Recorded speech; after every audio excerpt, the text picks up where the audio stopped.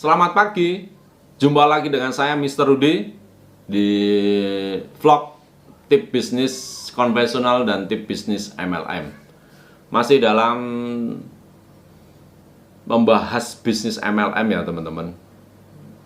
Kita akan membahas kali ini adalah topiknya duplikasi tidak otomatis.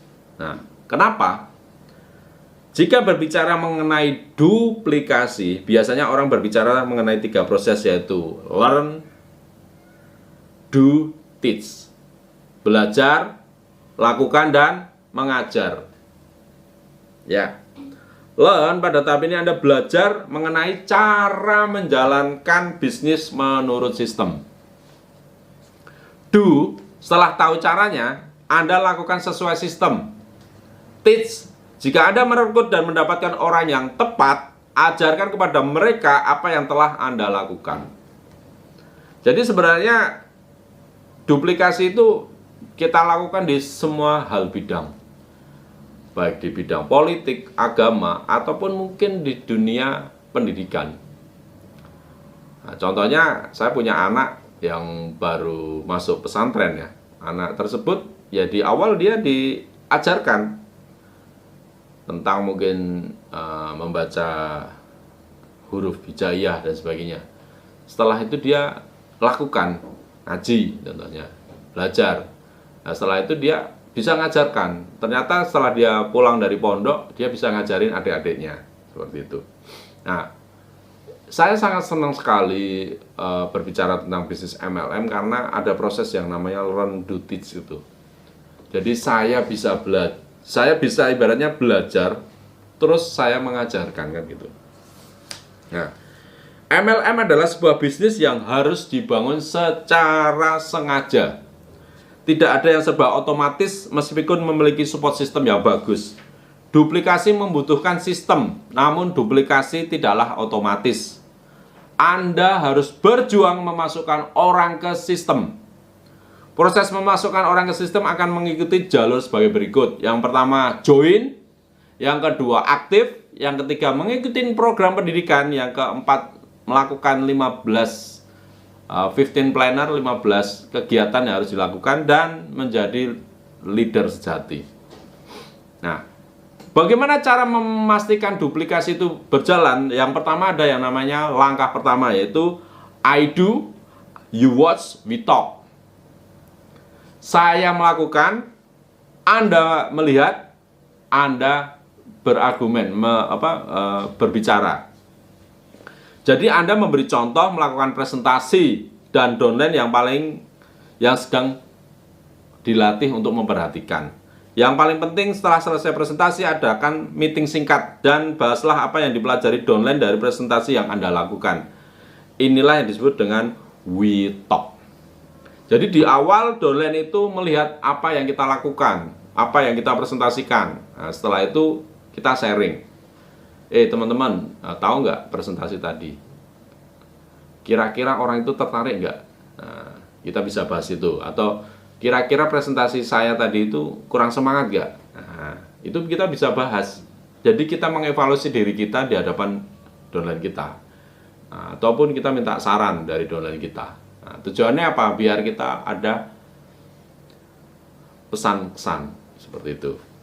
Itu langkah yang pertama. Langkah kedua adalah I do, you have, we talk. Anda melakukan presentasi sekitar 75% dan berikan tugas kepada downline untuk membantu 25% dari presentasi Anda. Mungkin downline Anda ditugaskan membahas produk atau support system. Setelah itu jangan lupa lakukan meeting membahas hasilnya. Jadi kalau kita presentasi, baik itu one-on-one, ataupun home sharing, atau table talk, ya kita bisa ngomong tentang produk. Setelah itu, member kita kasih kesempatan untuk berbicara tentang demo produk contohnya, biar mereka yang melakukan. Atau mungkin presentasi tentang peluang bisnisnya. Jadi kita bagi hasil, bagi tugas, mohon maaf. Kenapa tujuannya? Biar downline baru kita itu bisa belajar melakukan presentasi. Itu langkah yang kedua. Langkah yang ketiga adalah you do, I have, we talk. Kali ini downline yang memimpin presentasi dan Anda yang membantu sebagian dari presentasi. Berikan pujian dan masukkan di sesi meeting after presentation. Jadi di langkah yang ketiga, kita memberikan peluang, memberikan kesempatan pada downline kita untuk presentasi. Nah, kita cuma membantu-bantu yang kecil-kecil aja. Tujuannya apa? Biar downline kita itu tumbuh semangatnya, tumbuh kepribadiannya, seperti itu. Ya, langkah keempat adalah you do, I watch, we talk. Pada tahap ini downline yang melakukan presentasi lengkap dan Anda hanya memperhatikan. Selalu ada meeting setelah itu untuk memberikan pujian dan masukan. Jadi langkah keempat itu adalah 100% presentasi itu yang melakukan adalah downline Anda. Anda hanya duduk diam, memperhatikan. Dan setelah itu diadakan meeting after presentasi, MAP.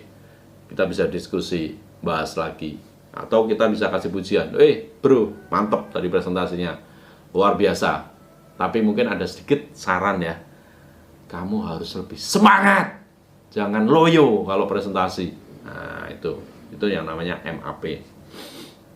Langkah yang kelima adalah you do, someone watch, they talk. Di langkah kelima ini, downline Anda sudah membantu downline-nya sendiri. Dia tumbuh menjadi seorang guru dan mulai melatih para muridnya.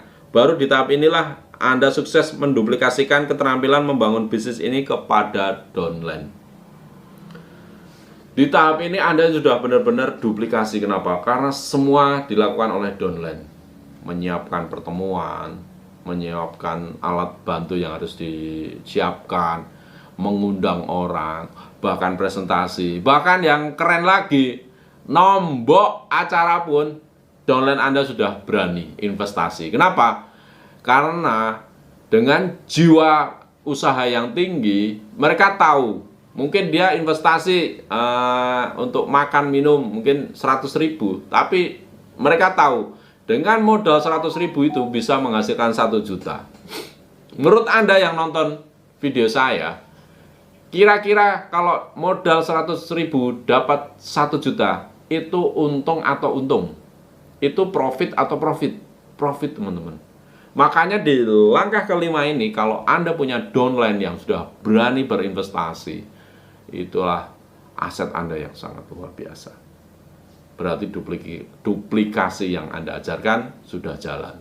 So, ayo gali kedalaman dari tim Anda, lakukan duplikasi sampai benar-benar tim Anda itu mau melakukan apa yang Anda lakukan.